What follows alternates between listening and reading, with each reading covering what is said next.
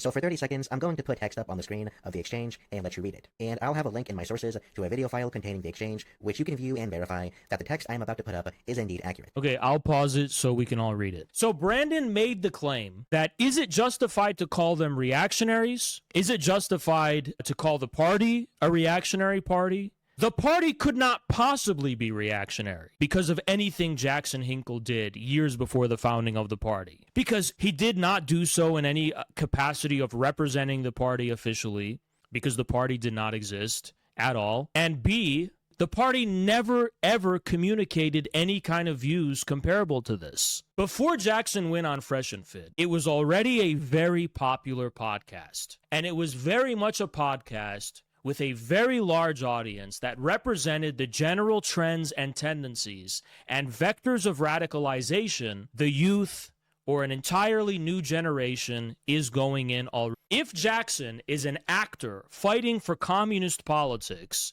and fighting for Marxism and fighting for the revival of left-wing politics, what would be the smartest strategy to employ if he were to go on this podcast and try to actually promote the left or promote communism? What would be the smartest thing to do? Now, you can disagree with Jackson's strategy here. That's completely fine. You can say that his strategy was not the most effective one. You could say, Jackson, he did it all wrong.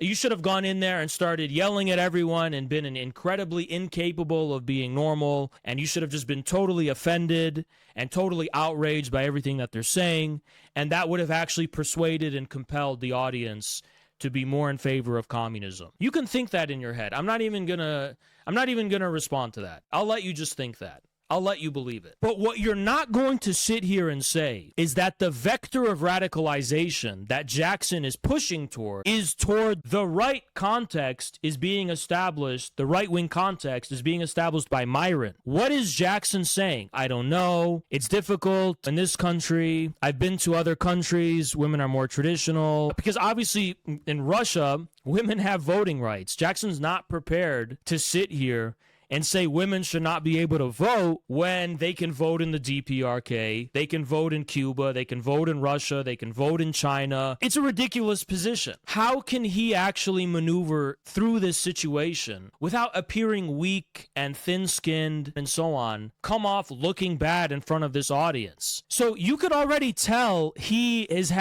not comfortable with this. He's saying, I don't know, I think I agree. And I know this because I called Jackson after that, and that was really tough. They put me in a tough spot. And it's not a tough spot because we have a hard time saying we think women should have the right to vote. But it's a specific strategy going on podcasts like this and presenting a position that's compelling to the audience that you're in front of. What's the point of going on this podcast if you're not trying to win the audience in some kind of way to the best of your ability? You could oppose us. You could say that's wrong that you did that. You could say, I disagree with your strategy. You could even say that our strategy is ineffective and critique it. I would be open. I don't think there's anything wrong with that. The problem is claiming that our intentions are to promote right-wing ideology.